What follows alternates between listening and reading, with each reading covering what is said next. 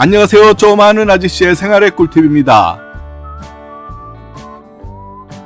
50대에서 60대이면서 회사를 퇴직했다면 국민연금을 받거나 곧 받을 준비를 하고 있을 겁니다. 그리고 현재 소득이 없다면 가족 중에 직장 다니는 사람의 건보료 피부영자에 등록되어 건보료를 납부하지 않고 있을 겁니다.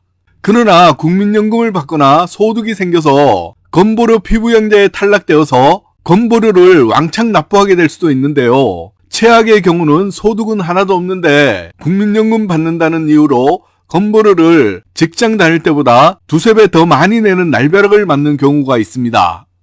그래서 오늘은 미리 건보료 부담을 확 줄여서 납부하는 방법과 기존에 소득이 있다가 줄어들었다면 5개월 일찍 건보료를 감면받는 꿀팁 준비했습니다.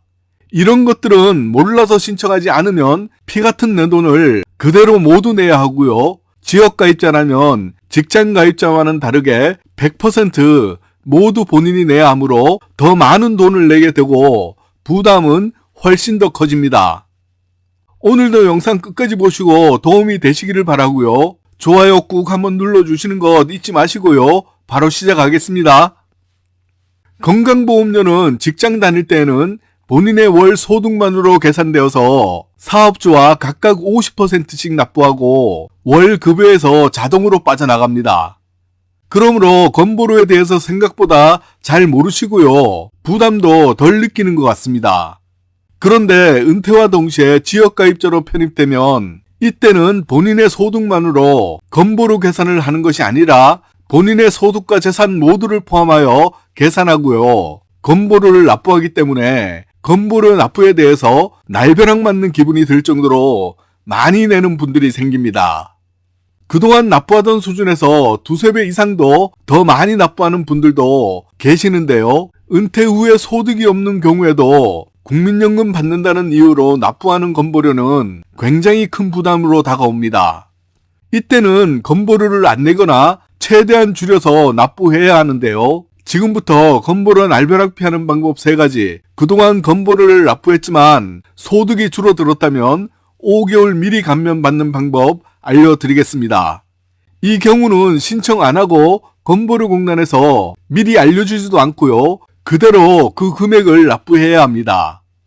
그러나 내가 이 내용을 미리 알고 신청을 하면 5개월치만큼 미리 감면을 받을 수 있으니까 그만큼 이익인 것입니다. 돈 되는 꿀팁이니까 집중해서 들어주세요. 지역가입자 건보료 부과 방식은 전년도 소득을 매년 5월에 종합소득세 신고를 하고 그 자료가 10월에 건보료 공단에 넘어가서 11월부터 바뀌는 건보료를 납부하게 됩니다. 그러니까 현재 납부하고 있는 건보료는 재작년의 소득을 기준으로 납부하고 있는 것이고요. 5월에 작년분 종합소득 신고를 한 내용이 이번 11월부터 적용되어 납부하게 됩니다. 그런데 자영업을 하거나 지역가입자이면 누구든지 이번 5월에 종합소득세 신고를 한 후 소득이 줄어들었다면 가만히 계시지 마시고 6, 7월쯤에 살고 있는 지역건보료 공단으로 전화하셔서 소득이 줄어서 조정 신청을 해야겠다고 말씀을 드리면 자세히 안내를 받을 수 있고요. 5개월 미리 감면을 받을 수 있습니다. 전화하지 않고 가만히 있으면 11월까지 조정받지 못하고 그대로 5개월 더 내는 것이므로 소득이 줄어든 경우에는 꼭 신청하셔서 6월부터 10월까지 5개월 미리 감면 받으시기 바랍니다. 아마도 작년에 경기가 아주 안 좋았으니까 이렇게 감면을 받으실 분들이 많으실 거라고 예상됩니다. 다시 말씀드리지만 가만히 있으면 아무도 알려주지 않으므로 나만 손해인 겁니다. 지금부터는 건보료 폭탄 피하는 방법 3가지 알려드리겠습니다. 첫째, 임의계속 가입 제도를 활용하는 방법입니다. 임의계속 가입 제도를 활용하면 퇴직 전 직장에서 납부하던 수준으로 3년간 납부할 수 있는 제도입니다. 신청 자격은 퇴직 전 18개월간 직장 가입자의 자격을 유지한 기간이 1년 이상인 사람이면 신청 가능합니다.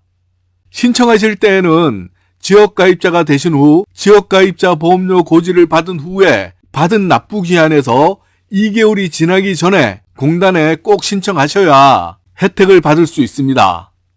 보험료는 퇴직 전 산정된 12개월간의 보수 월액을 평균한 금액이며 퇴직한 다음 날부터 적용 가능합니다. 만약 지역가입자 보험료가 더 적게 나오는 분들도 있을 텐데요. 이런 경우는 신청할 필요가 없습니다. 둘째, 자녀의 피부양자에 등재되는 것입니다. 가족 중에 직장을 다니고 있는 사람이 있다면 그 사람의 피부양자에 등재되면 건보료를 한 푼도 내지 않아도 됩니다. 주로 부부 중 한 사람이 직장을 다니거나 자녀가 직장을 다니는 경우 자녀나 부부의 피부양자가 되는 경우입니다. 그러나 최근에 피부양자 등재 요건이 강화되어서 연소득이 2천만 원 미만이어야 하는데요. 만약 다른 재산이 하나도 없어도 국민연금을 167만 원만 받아도 소득이 2천만 원 이상으로 잡히기 때문에 피부양자에서 탈락됩니다. 왜냐하면 국민연금은 100% 모두 소득으로 계산되기 때문입니다. 소득으로는 근로, 사업소득, 연금 등이 모두 포함되는데요. 만약 다른 재산과 소득이 많지 않고 건보료 납부 금액을 확인하신 후 건보료 폭탄 수준이라면 국민연금을 조금 손해보더라도 조기 수령을 하는 것도 고려해 보셔서 자녀 등의 피부양자 등록에서 탈락하지 않은 방법을 생각해 보시기 바랍니다. 그리고 부동산의 과세 표준이 5억 4천만 원이 넘는 경우는 소득이 1천만 원만 초과해도 피부양자에서 탈락된다는 점도 기억해 두세요.